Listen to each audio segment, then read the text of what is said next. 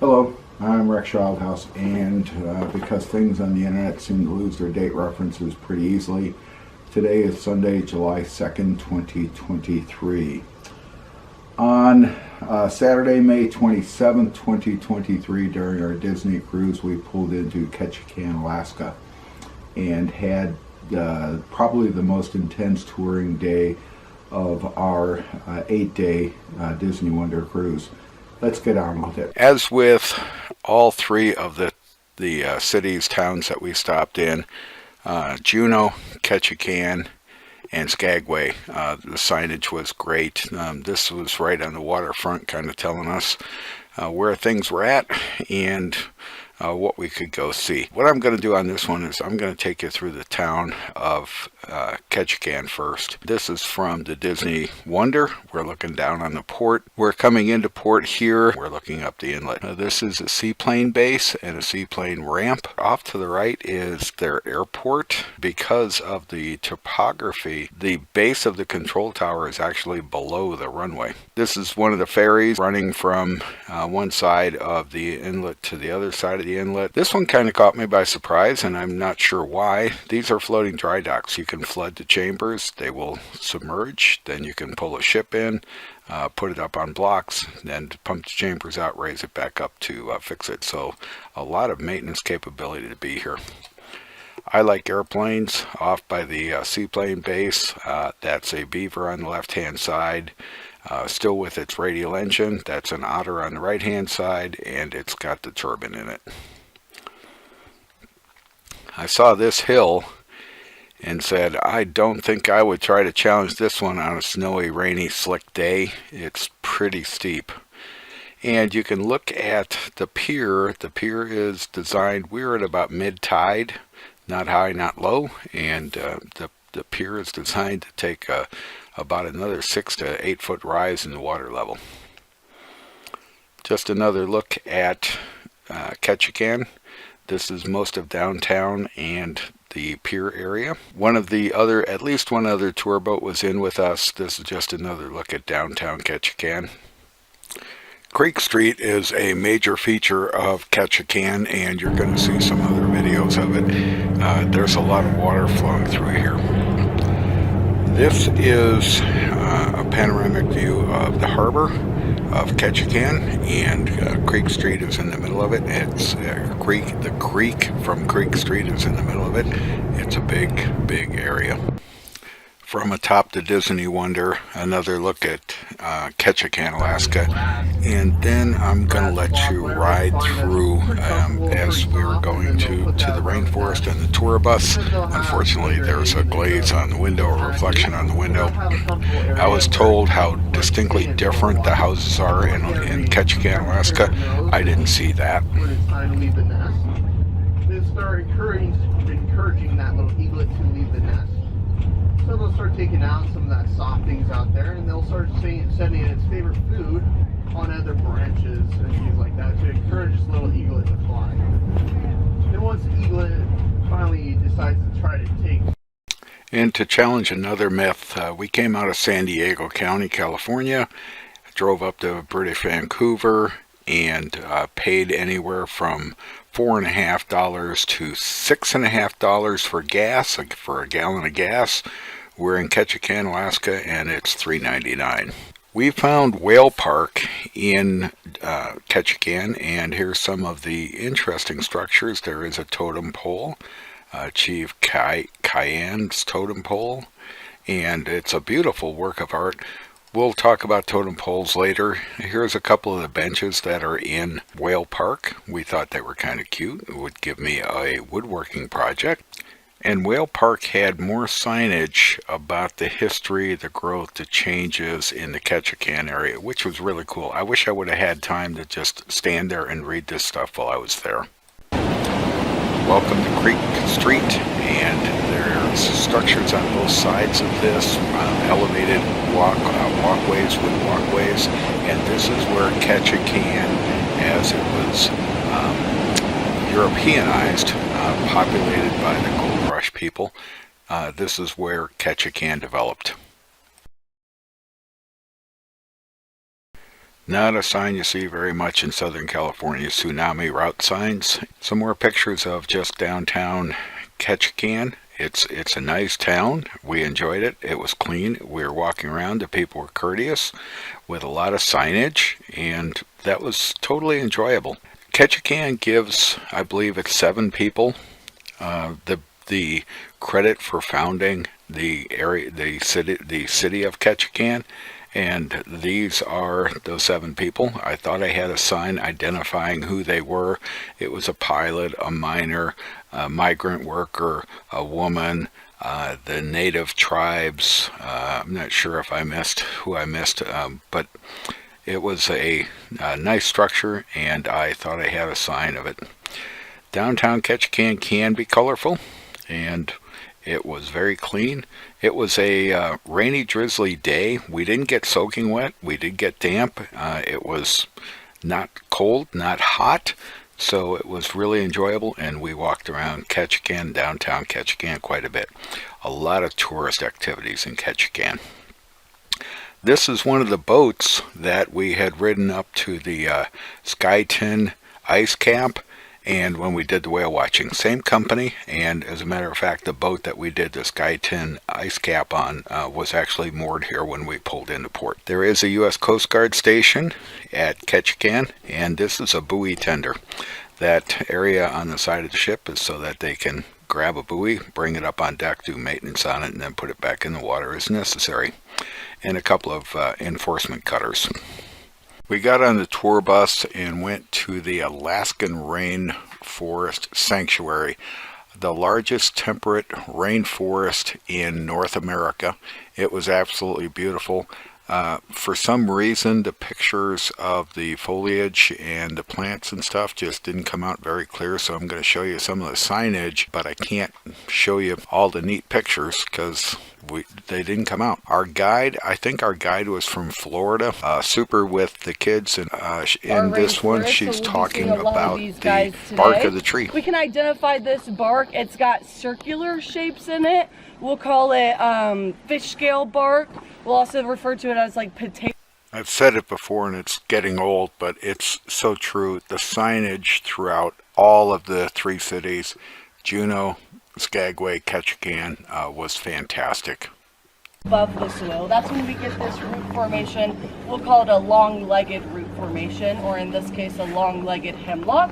If we look inside, we can actually see some old red cedar wood. No one put that wood there. This is the original stump that this hemlock started growing on, just like that little baby up there. Isn't that amazing? So again, 100 to 150 years old, we think. The average lifespan of western hemlocks is around 500 to 700 years. So this is still pretty young for this species. I can only imagine how big this tree is going to get. Feel free to take pictures, climb inside, and make the perfect little napping spot for the kiddos. We don't have any poisonous spiders or snakes, thank God. Just in front. Our guide was talking about how one tree will nurture the next group of trees. When the tree falls down, the cracks in the bark, the cracks in the trunk, the gaps in the roots will be nesting areas for spores and seeds. Moisture will come in, the seeds and the spores will start to grow, and they'll actually grow on the other tree, and you'll see that as you go along here. Buttress, and this buttress was going to take a lot of effort and a lot of manpower to have to saw through. It's also not likely going to fit into their equipment or their machinery. So what they would do is they would hack this logging notch into it, is what it's called. They would slip a springboard inside of that, and they would stand on that springboard to elevate themselves higher up on the tree. OSHA would have had a field day with this one, but I think this is a cool little piece of history from that logging company. We can think of it as sad that this area was... We didn't see any black bears. There were signs of bears in the area. There were several game trails, and this was a living forest. We didn't even see a squirrel while we were in there. This is just a general look at the area. Some of it's been logged out. You see a number of the stumps in there. If you look very closely, there's actually a wooden bridge that we're going to cross. because this had been turned into a tourist location. Again, the super signage explaining what we were seeing, and it was absolutely beautiful. This is one of the few good pictures that came out of Salmonberry. Our guide is showing us how the fallen trees have become this energy source, the food source for other plants. The guy was looking up at how this is going. These growths that you see coming out of this stump are not the same species as the stump itself. Joyce became a tree hugger. This is part of a salmon ladder, and this is a salmon hatchery off on the side, and salmon return to the place they're hatched, not the place they're bred. So if they find salmon up in a stream that's going to be changed for some reason, they can take the eggs and relocate them and give them a new spawning spot. Some signage about the salmon, which is kind of interesting. This is part of the wash area, and the salmon will come up this stream to get into that salmon ladder that you saw a couple of pictures ago. This is looking upstream from the earlier photo. The salmon hatchery is just about the level of the guy's shoulder, and it's the red roof building off to the slight right of center of the photo. This is part of the tidal plains area for this creek, and if you can see those indentations in the mud, those are bear paw prints. So since high tide has gone out, there's been a bear, or at least one bear, on this tidal area. This is the sawmill that we would be going into. It looked like there had been a lot of repairs done to it to keep it looking nice because it was being utilized. From the rainforest, we moved into a bird sanctuary. There was a great horned owl, a bald eagle, and a snowy owl. Really good presentation, nice presentation, good verbiage, whatever you want to call it, from the individual that was presenting it. All these birds have been injured and cannot survive in the wild, so this facility brings them in and tries to give them a good life. They are licensed by the U.S. government and by the state, and they are frequently audited. A little grumpy owl. Thank that you. Just sits on there.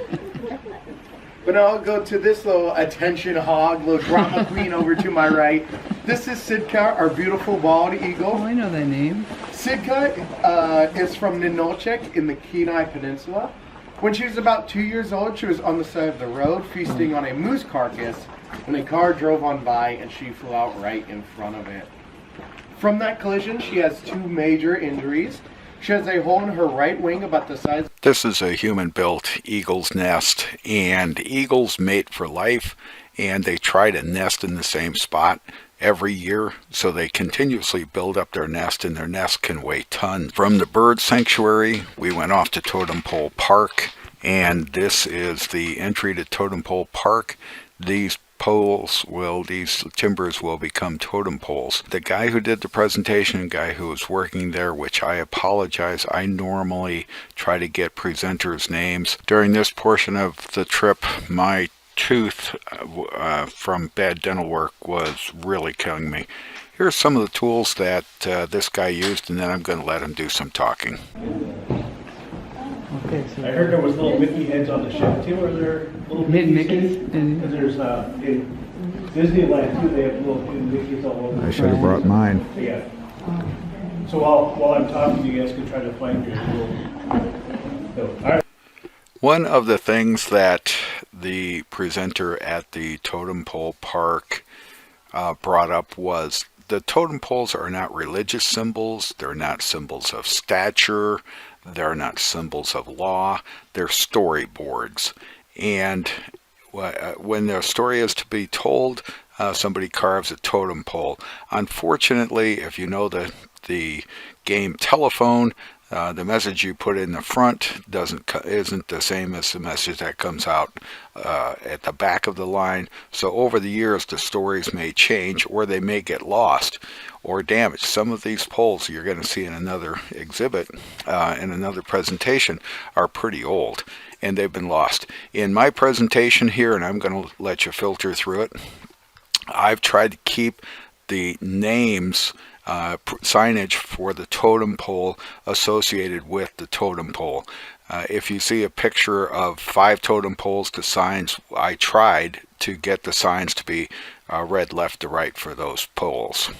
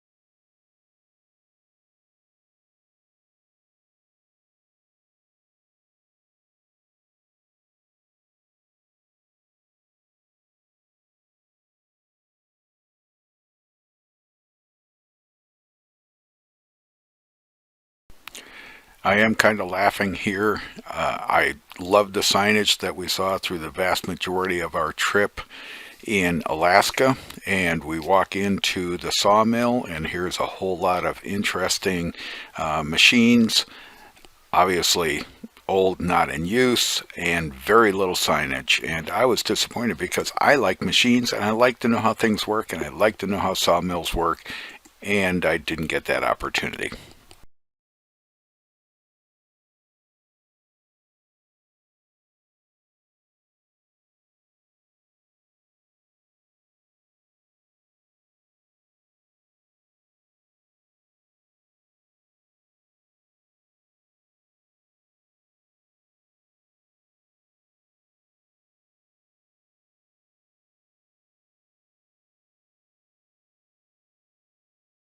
This guy was right outside the souvenir shop, which was nicely equipped.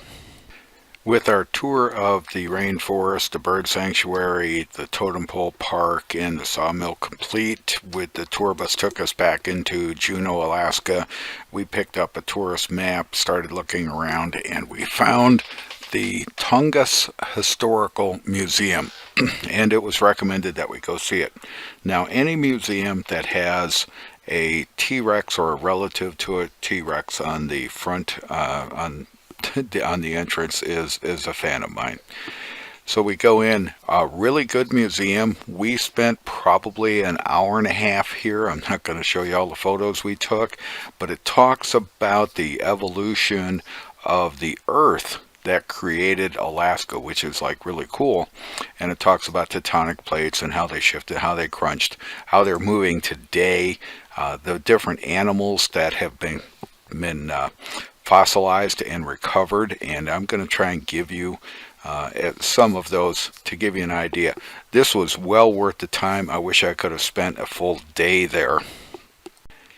Just about every display, even the very busy ones like this one here, had signage that told you what virtually every single piece in this exhibit was and how it played into the history of Ketchikan and Alaska. And this is the air pump that this hardhead diver's life depended upon. This is 2 or more guys pumping this air down to the guy operating below them. Now, I would envision he was not operating very deep due to decompression issues, having oxygen levels in his blood, nitrogen levels in his blood, the bend, stuff like that.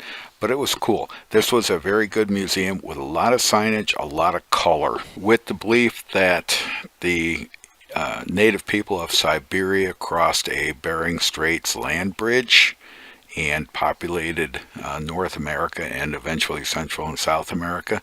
This particular presentation addresses how that was done. The creek in Creek Street, which we saw earlier in the video, downtown Ketchikan, is a critical element of Ketchikan, and numerous information, pictorials in the museum regarding that, and how the salmon rely on, among other things, that creek. It's one of the salmon spawning creeks, one of the salmon spawning rivers.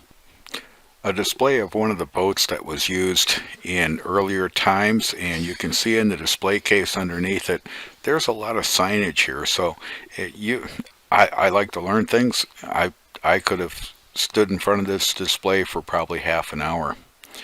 And there were other models in the museum. This is a couple of scale trawlers, a couple of scale boats. One's a fishing boat. The other one is I think it's called a factory boat. It goes out to sea, gets to catch from the smaller boats, brings it back in so the fishermen can stay at sea. It wasn't a fisher by itself. And they talk about Ellis Airways, Ellis Airlines, people who provided early transportation in the era. And basically in Alaska, if it's not amphibious or on floats, it's probably not a good deal for an airplane. Lots of presentations. This one here had to do with a bear that created a legend, and unfortunately they don't have a full skeleton, so they had to piece together what they had left.